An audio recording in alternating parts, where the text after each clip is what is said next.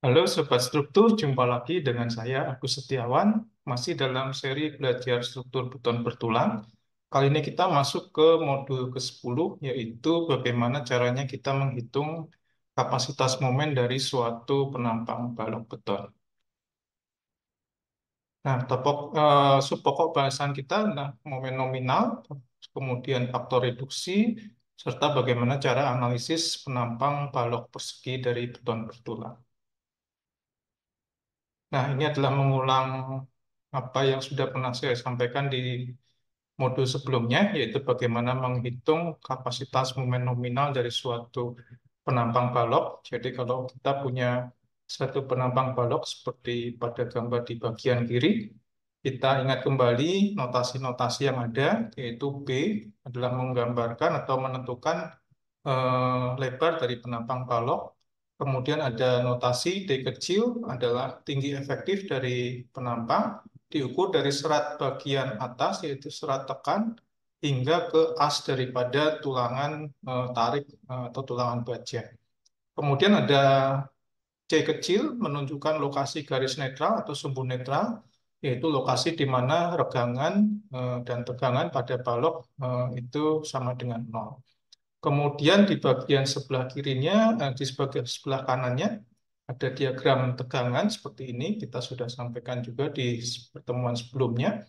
Ini adalah blok tegangan beton yang diasumsikan berbentuk segi empat dengan tinggi A, di mana A ini adalah tinggi blok tegangan tekan beton yang intensitasnya 0,85 Fsen C, di mana A ini sama dengan beta 1 dikali C. Beta 1 adalah faktor pengali dari C yang sangat tergantung dari mutu atau kualitas dari beton. Kemudian di bagian tekan dari penampang, ini ada gaya tekan yang besarnya sama dengan 0,85 Fsen C dikali luas bagian penampang. Jadi kalau bagian setinggi A itu ada sedalam ini, maka A dikali B adalah luasan penampang. Jadi kalau sobat struktur ingat bahwa gaya itu sama dengan tegangan dikali luas. Jadi ini adalah sigmanya, ini adalah luasnya. Di bagian tulangan baja terjadi gaya tarik yang besarnya adalah luas tulangan dikali dengan kuat leleh dari tulangan tersebut. Sehingga dengan persimbangan sigma H sama dengan nol, kita dapatkan bahwa besarnya gaya tekan C itu sama dengan besarnya gaya tarik pada tulangan. Nah, kita samakan C dan T-nya sehingga kita dapatkan besaran untuk tingginya blok tegangan tekan dari beta beton. Kita bisa hitung langsung dengan persamaan ini. Nah, setelah kita peroleh A, maka momen nominal ini boleh kita hitung dengan C kali Z atau sama dengan juga T kali Z. Di mana Z itu adalah jarak antara C dan T yang besarnya sama dengan tinggi efektif dikurangi A per 2. Nah, sehingga kita punya atau bisa menghitung momen nominal daripada penampang tersebut.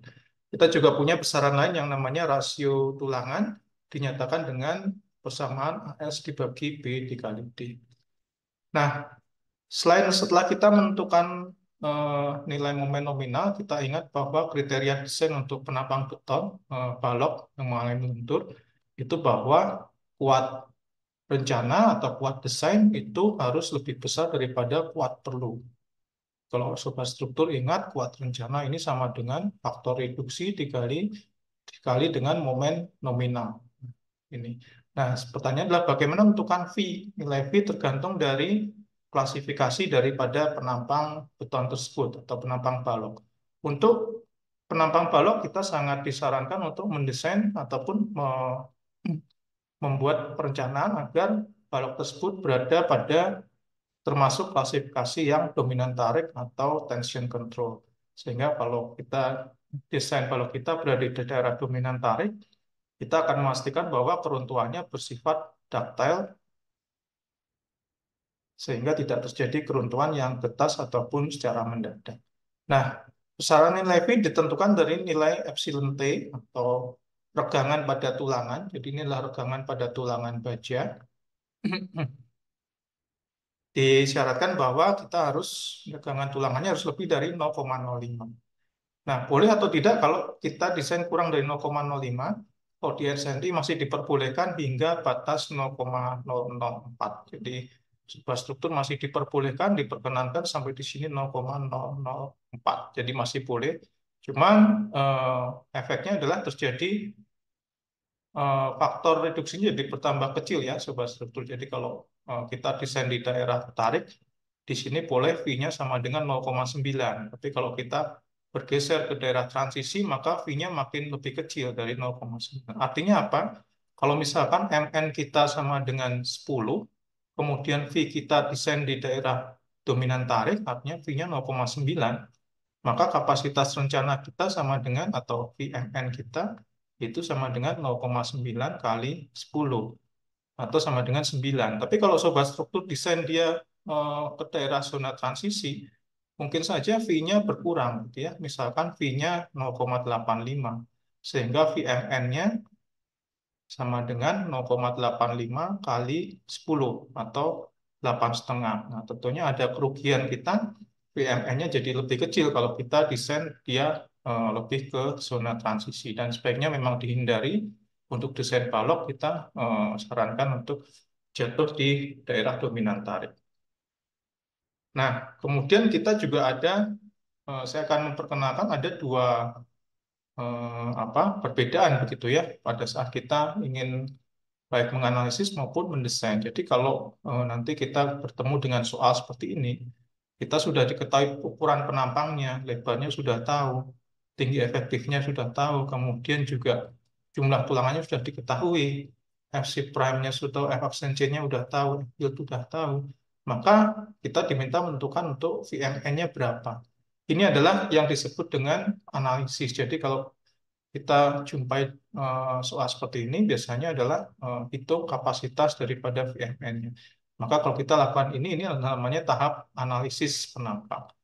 Nah, cuman kebanyakan yang akan kita jumpai nanti pada saat kita bekerja sebagai perencana adalah yang namanya proses desain. Jadi kalau desain, MU-nya diketahui, FC prime-nya kita tentukan, FB kita tentukan. Nah, yang kita harus hitung adalah berapa lebar baloknya, berapa tinggi efektifnya, berapa luas tulangan yang dibutuhkan. Jadi kalau soal yang seperti ini dimasuk dengan kategori ataupun soal yang desain atau perancangan. Nanti kita akan pelajari keduanya, baik analisis maupun desain. Nah, sebagai tahap awal kita akan contoh bagaimana menyelesaikan soal yang analisis begitu ya Sobat Stipul. Jadi ada suatu penampang balok dengan lebar 300 mm, kemudian tinggi efektif 550, luas tulangannya atau jumlah tulang tariknya 3, diameter 29. Kemudian FC prime-nya 20 megapascal, amplitude-nya 400 megapascal. Nah, langkahnya bagaimana? Kita hitung dulu luas tulangannya, AS-nya, karena ada 3 diameter 29, maka kita hitung 3 dikali dengan luas 1 diameter 29. Nah, dia penampang lingkaran.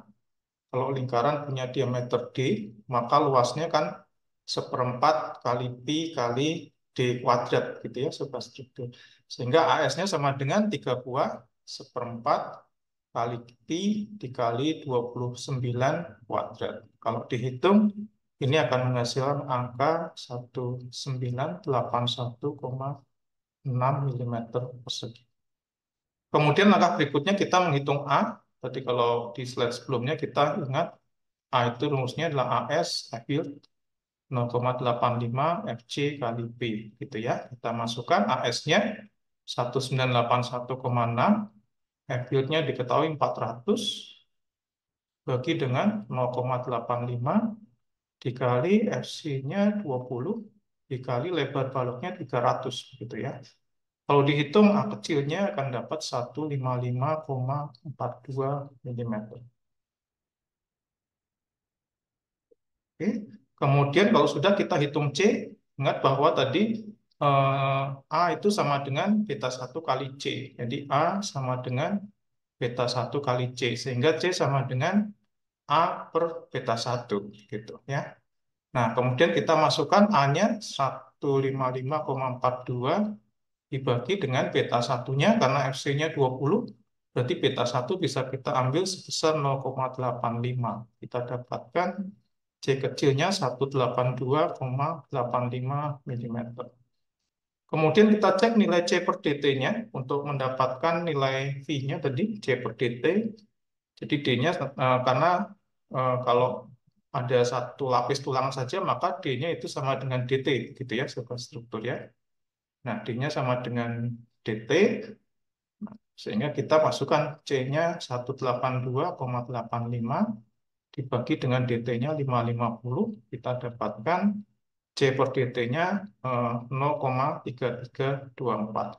Nah, kita cek terhadap nilai V yang bisa kita pakai, begitu ya. Jadi kalau di slide sebelumnya, kita cek lagi nilai V. Nah, di sini ya.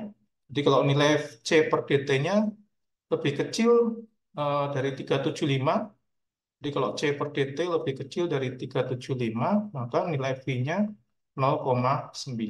Kita cek lagi terhadap soal tadi. Ini. Oke. Nah, C per dt-nya ternyata memang benar lebih kecil dari 0,375. Sehingga kita ambil nilai V-nya 0,9. Nah, setelah dapat ini, maka kita lanjutkan hitung nilai Mn-nya. Mn-nya sama dengan, kita boleh pakai nilai C kali Z atau sama dengan T kali Z. Begitu ya. Nah, kalau kita pakai C berarti, atau T, kita lebih mudah, AS kali F yield, D minus A per 2. AS-nya tadi kita dapatkan 1981,6 dikali F yield-nya 400, D-nya adalah 550, dikurangi A-nya tadi 155,42 bagi 2. Ya. Kalau sobat struktur hitung, ini sama dengan 374.355.945,6. Hati-hati, satuannya Newton milimeter. Sehingga kalau kita buatkan dalam kilonewton meter, ya jadi 374,35 kilonewton meter. Nah, kita kalikan dengan V, VMN tadi 0,9 kali 374,35, maka kita dapatkan VMN-nya 336,91 kilonewton meter. Nah, ini adalah jawabannya. Sehingga kita sudah dapatkan kapasitas kuat rencana, momen rencananya daripada penambang balok kita tadi. Itu soal tadi. Yang ini adalah penyelesaiannya secara yang sudah lebih rapi ya, sobat struktur. Nah, ini untuk latihan saya tinggalkan untuk sobat struktur berlatih. Yang sudah menemukan jawabannya nanti boleh tuliskan di kolom komentar. Untuk penampang yang sama, hanya saya rubah nilai FC prime-nya. Gitu ya. Jadi, kalau tadi 20, sekarang 45. Adakah perbedaannya? Silakan coba dianalisis. Untuk yang sudah menemukan jawabannya, boleh sobat struktur tuliskan di kolom komentar. Mungkin itu yang bisa kita bahas untuk kesempatan kali ini di modul ke-10. Semoga bermanfaat untuk sobat struktur sekalian. Salam struktur.